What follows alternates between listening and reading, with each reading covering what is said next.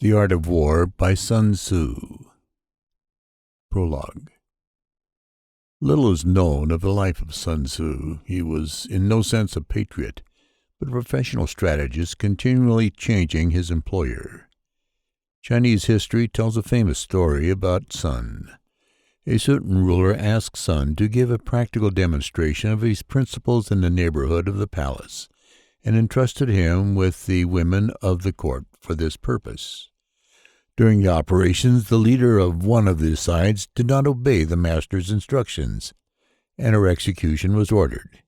She happened to be the king's favorite wife, but Sun pointed out that the king's wish that her life should be spared was a case of political interference with the general in the field, and the sentence was carried out.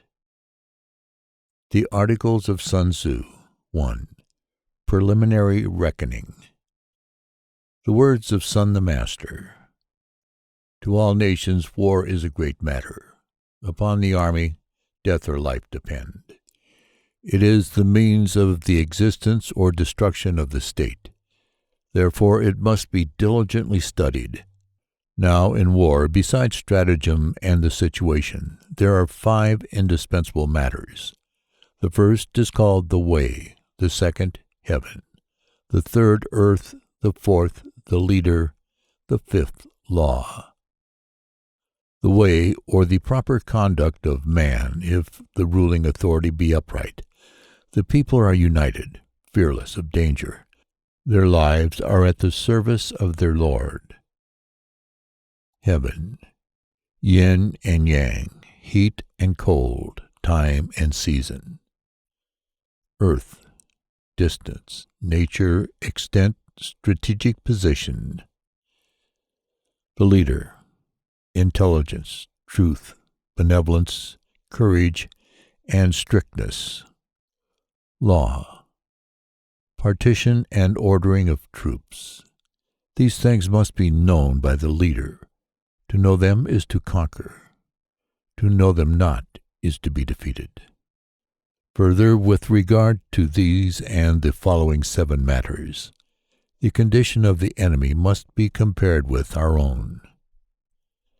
The 7 matters are the virtue of the prince, the ability of the general, natural advantages, the discipline of the armies, the strength of the soldiers, training of the soldiers, justice both in reward and punishment.